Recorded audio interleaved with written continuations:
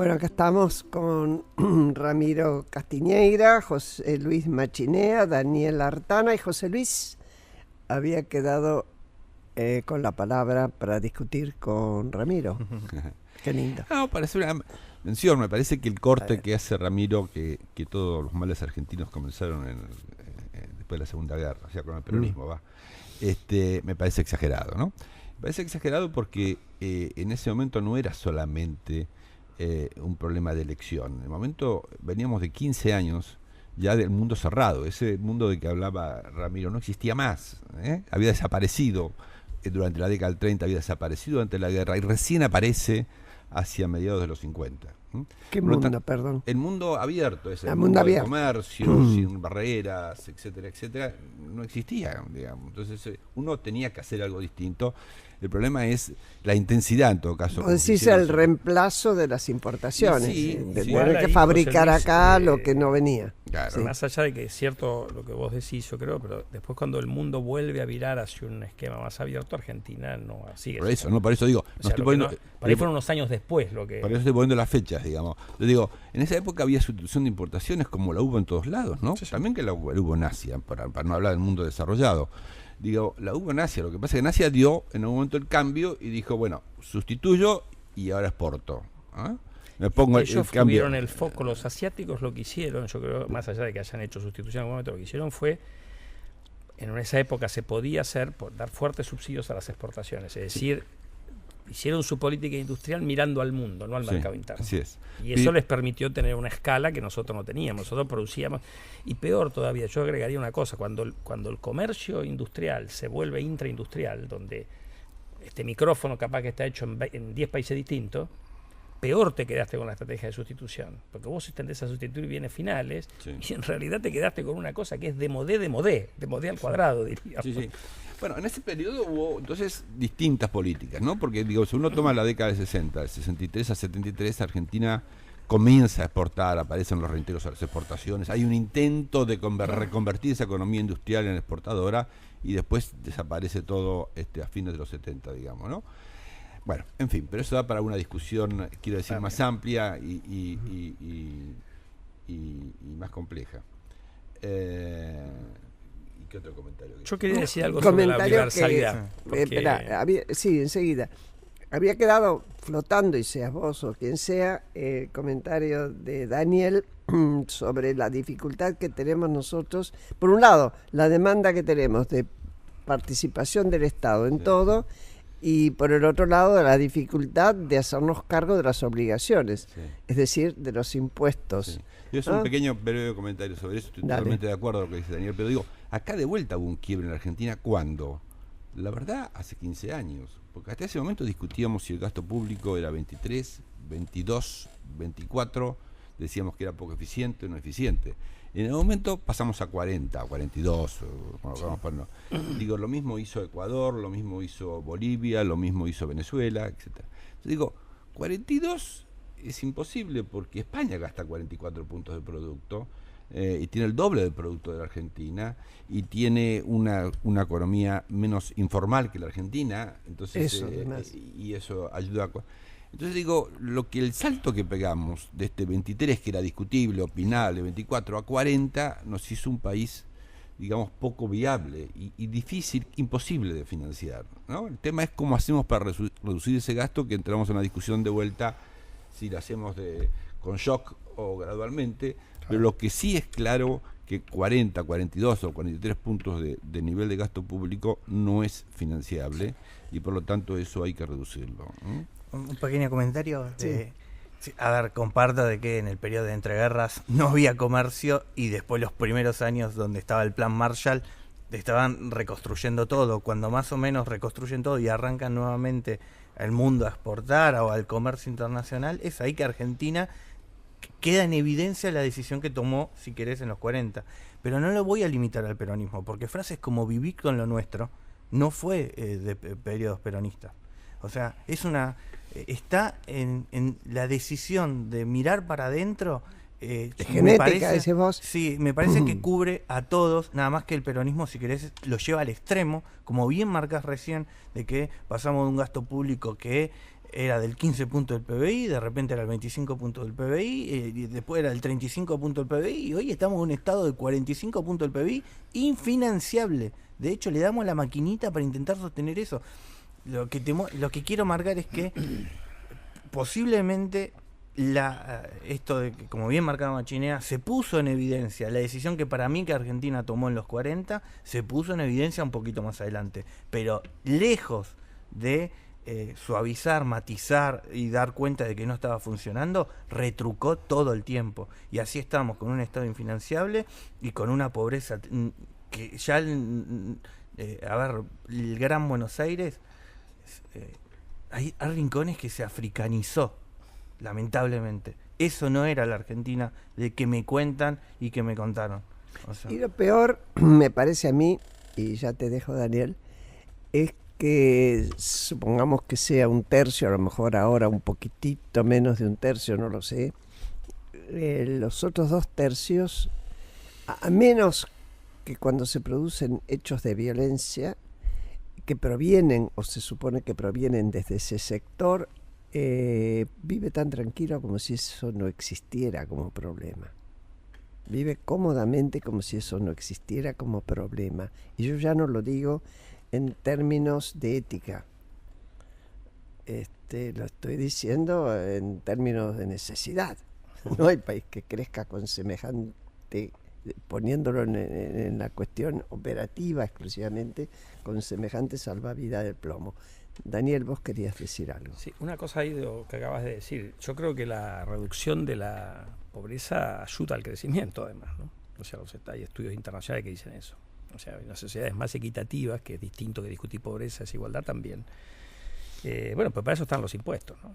Si hay una parte de la sociedad que decide mirar para el costado, ahí sí el colectivo social le dice, bueno, pagame lo que sea de impuesto a las ganancias, 1/3, lo que dé la cuenta que se decidió. Por eso es muy importante combatir la evasión, ¿no? Porque si no hay una parte que se te escapa de esta historia.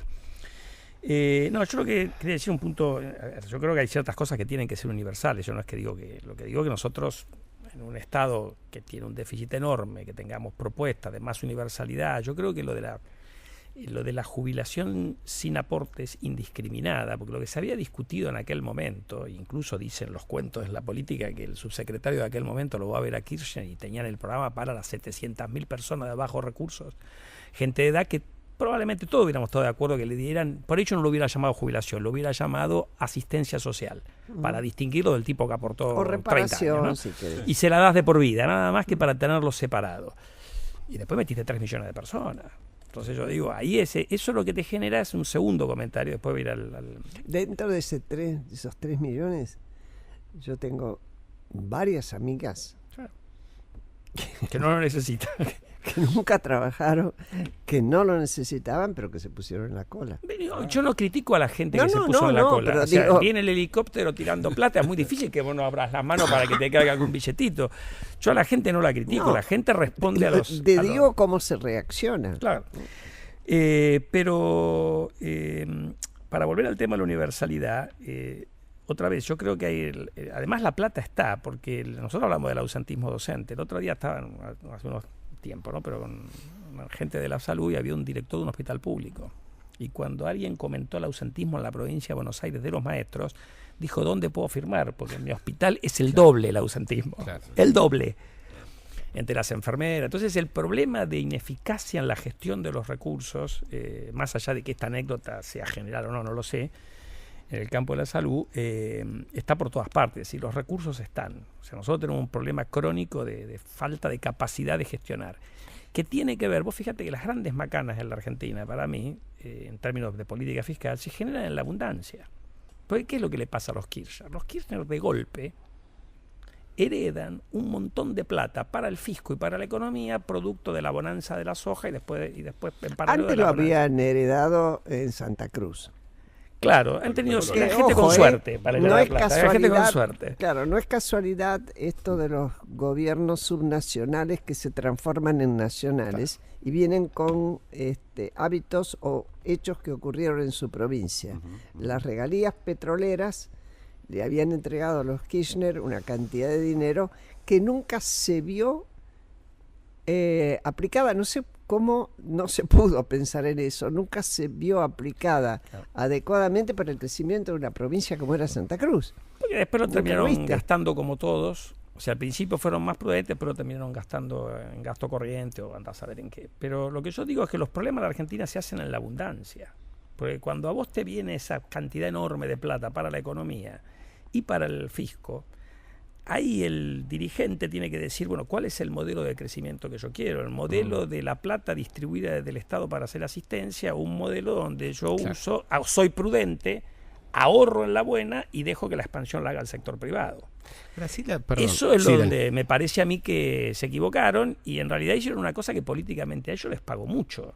Si no hubiera sido por algunas torpezas de la expresidente en el camino a la elección del 2015, y capaz que le pagaba y hubiéramos tenido a Scioli presidente hoy. No, yo tengo la impresión que en 2013 había cambiado el humor social. Puede ser, sí. Por eso se impidió. Pero estuvo tan cerca, tan cerca. Pero eso fue palo y adentro en vez de palo y afuera. Claro. Pero también es cierto. Hay una constante que yo, que he mirado bastante la historia en la Argentina, difícilmente esta sociedad sostenga más de 10 años un sistema de gobierno que al final se torna inconveniente, sea militar o político. Y además te ponen a Zanini de candidato a vicepresidente y Aníbal de candidato a gobernador, claro, creo que te ayuda a convencer a cualquiera. Es cierto, pero fíjate vos que en el 13, cuando aparece el fenómeno Massa, es como cuando Duhalde le impide la reelección a Menem.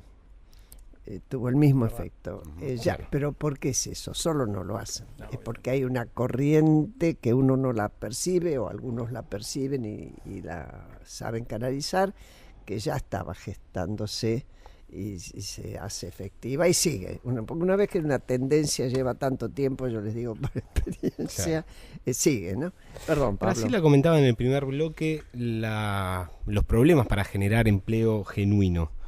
¿Cómo se hace para salir de este círculo de asistencialismo que estamos describiendo para pasar, digamos, a generar empleo genuino en un contexto con una población que por lo general está poco calificada y en un mundo del trabajo está cambiando hacia otros órdenes?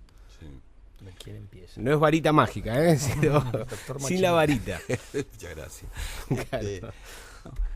Bueno, acá hay dos temas, ¿no? Uno es crecimiento. Digamos, si la economía no crece, insisto, como ha pasado en los últimos 7 años, no vamos a solucionar nada. O sea, crecer al 2% o al 1%, la población argentina crece al 1%, ¿verdad? Un poquito menos, pero cerca de 1. Bueno, 1,5%, 2%, nada, no, de aquí no salimos, ¿eh? No digo que crecer al 8%, pero digo crecer al 4 o 5%. Por un tiempo más o menos prolongado debería ser. Entonces, para eso se requiere invertir. Nosotros no invertimos la cantidad de plata suficiente como para eso. ¿Los argentinos decís vos? Sí. Nosotros. Sí, nosotros, como decimos los argentinos, sí. Además hay poca inversión extranjera también. Y hay poca inversión extranjera también. Ha habido en los últimos años muy poca y sigue sin llegar, por más que se la espera ansiosamente. Bueno, sin inversión no hay. El otro problema que hemos discutido largamente con Daniel es con esta restricción externa que tenemos. La economía todavía no empezó a crecer y ya tenemos un déficit en cuenta corriente de 5 puntos de producto. Tenemos un problema. Eso hay un problema que hay que resolver. Ahora, dicho todo esto, si superamos el déficit en la cuenta corriente, si logramos aumentar la productividad y aumentar la demanda y que llegue la inversión, etcétera, etcétera, después tenemos el tercer problema, que es ¿y a quién llamamos? Digamos, ¿cuál es la calificación de la gente para hacer lo que hay que hacer? Y ese es el tercer drama, ¿no? Que todavía no nos enfrentamos porque no crecemos. Si nos creciéramos en serio, ese problema que sabemos que existe, aparecería como un problema diario para las empresas.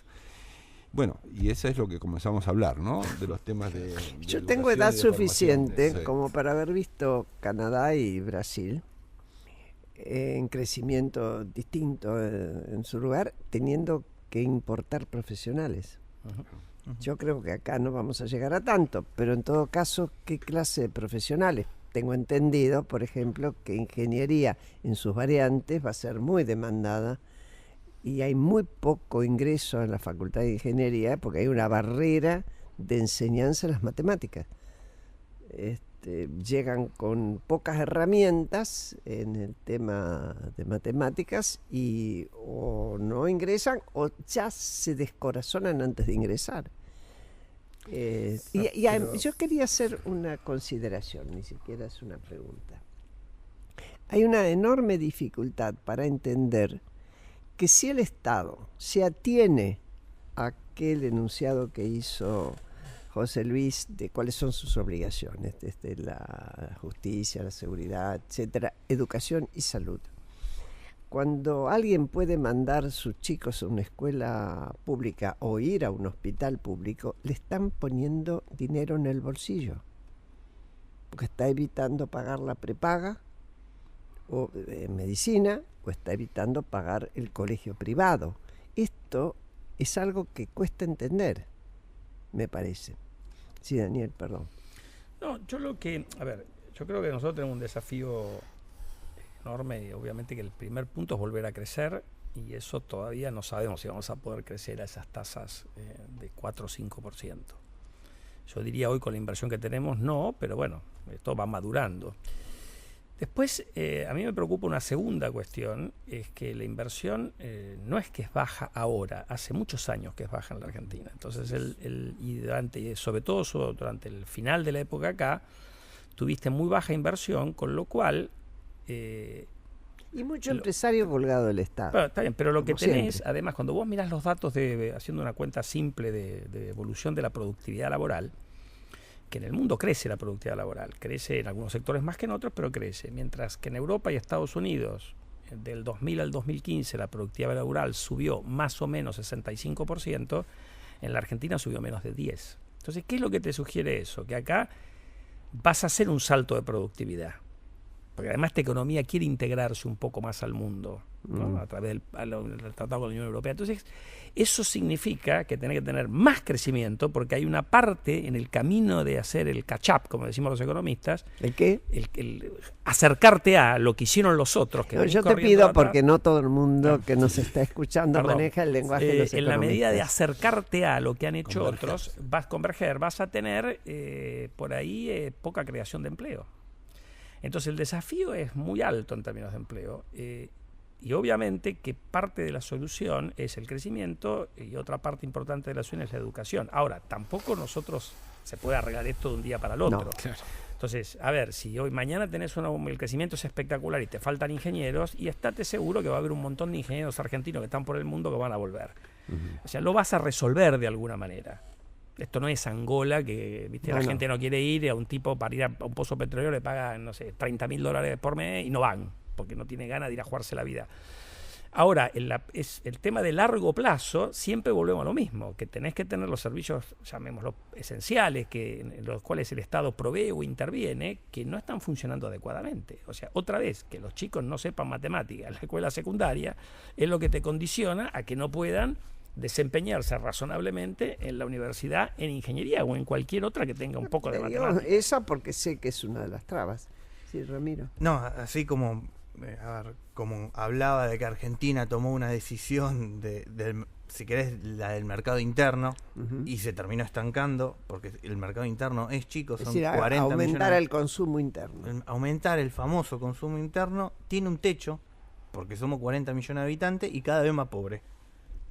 Entonces, si vos vas a armar una economía en el agregado de Argentina, cada vez está peor, no está mejor. Así que, o por lo menos está estancada, todo el mundo sigue creciendo y nosotros estamos siempre al mismo nivel. De hecho, antes éramos supuestamente, nos queríamos con aires superiores a toda Latinoamérica, y la realidad es que ahora Chile o Uruguay están en mejores condiciones. Lo que hicieron ellos fue justamente no cerrarse como nos cerramos nosotros. Si China, siendo 1.300 millones de habitantes, encontró la salida de la pobreza exportando, como nosotros, siendo solo 40 millones de habitantes, vamos a salir de la pobreza mirando para adentro? A ver, eso sí, Ramiro, anda a discutir la cuestión sindical en China. No, pero voy a lo estructural. No, te entiendo perfectamente. Yo voy si querés a la idea de Asia. No, China directamente no es una democracia, así que partimos de eso. Pero sí voy a lo conceptual en la economía. Muchos países, y vamos a meter todo, si querés, a buena parte de Asia, O sea, la globalización y el comercio exterior fue el mascarón de proa, ¿no? Lo que permitió a muchos países, o Canadá y muchos países, a salir de estancamiento. O sea, nunca pusieron en duda cuál era el norte. Entonces, si Argentina se propone nuevamente volver al comercio internacional, y para eso tiene que cambiar todas las leyes. Argentina tiene una estructura legal de economía cerrada, tributaria, comercial y laboral. O sea, estamos con una legislación del siglo pasado para una economía cerrada. Tenemos que poner una legislación mucho más abierta para el siglo XXI. Agregaría que además de tenés una estructura muchas veces legal de la economía del curro, ¿viste? La economía del curro. Ah. Que en una economía más competitiva, aunque compitieras en el mercado interno, o sea, vos tenés acá una cantidad de componentes que hacen lo que paga una empresa por un trabajador, que no tiene nada que ver con lo que la gente se lleva en el bolsillo, ni nada que ver con lo que se paga de impuestos. Por ejemplo. Y la litigiosidad en la indemnización por despido tenía dos grandes problemas, uno para las pymes y uno para las grandes empresas, que los querían reformar en esta reforma laboral. O sea, la indemnización por despido, los agravantes por supuestamente una parte, un piquitín de la... O sea, a ver, si vos tenés una persona que trabaja para vos, te peleaste, lo echaste, muy bien, le pagás la indemnización, el tipo te prueba que, ponele, pagabas 20.000 pesos por mes, que tenía 100 pesos que le diste en negro, los agravantes, la multa es por 3. No hay lógica. Entonces, ¿qué pasa? Primero hay pymes, obviamente, que pagan una parte en negro. Pero vos no podés tener una ley laboral que trata no podés tener una ley laboral que trata igual al tipo que tiene un taller clandestino en el Bajo Flores con gente en condiciones esclavas, que le tendrás que quedar con todo el peso de la ley, que a un pyme que los tiene en blanco y porque un día, no sé, el tipo le dio una hora extra del bolsillo en lugar de ponerse en el recibo, la indemnización por despido se multiplica por 3. Y en las empresas grandes tenés el problema de la solidaridad. Yo el otro día, nosotros damos charlas de empresas, qué sé yo, veía una empresa grande de comercio minorista, y los tipos tienen todos los empleados en blanco, pero una empresa grande, 300 juicios laborales. Sí. ¿Cómo tenés 300 juicios laborales? Y la mayoría son por solidaridad, porque el fletero echó al empleado y el tipo me demanda. Entonces, si el fletero es solvente, no voy a pagar yo, porque tengo que tener un estudio de abogado laboralista, que miran. Entonces, esas cuestiones son el negocio de los laboralistas, por eso yo llamo la economía del curro, que en la gestión K, de la mano del señor Recalde, se han potenciado, porque han metido cambios legales que han potenciado todos estos curros. Entonces, lo que hay que buscar en estas cosas es que la protección que vos le das al trabajador, obviamente que si va a ser más, va a salir más cara, pero que no pierdas plata en estos costos de intermediarios, digamos. Que eso sea lo mínimo posible. José Luis, y cerramos.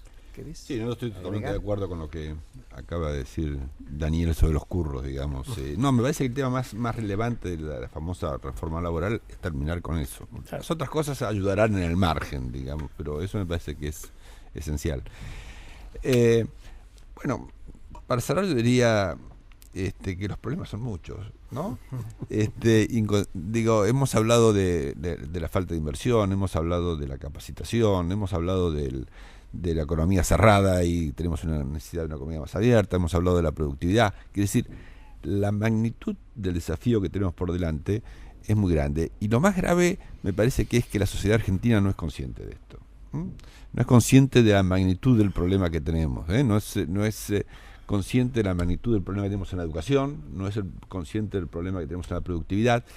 Quizá porque piensa que, como una vez me dijo un chileno, viví un tiempo largo en Chile y me dijo, ¿sabes cuál es la diferencia entre en Chile y nosotros? Dice, ustedes se creen ricos y como saben que son ricos siempre se va a arreglar. Nosotros los chilenos siempre nos creímos pobres. Entonces la vida es más dura y peleamos. No sé, será eso, bueno, pero en todo caso... Creo que Uruguay es lo mismo. Uruguay. Entonces digo, lo que es necesario es crear conciencia de estos problemas y crear foros, discusiones, ¿no? Si pudiéramos avanzar en eso sería genial. Bueno, este programa se llama ¿Por qué? Y yo invito siempre a mis amigos y amigas para que nos digan por qué nos cuesta tanto encarar los problemas de base, y esta fue una de esas audiciones. nos ayuda a todos a pensar de nuevo. Será hasta el domingo que viene. Le agradezco a Claudio, a Pablo, a ustedes tres por haber venido, Ramiro, Daniel y José Luis. Y sigan acá en la 1110, porque viene La Otra Mirada con Gustavo Mura, que vale la pena.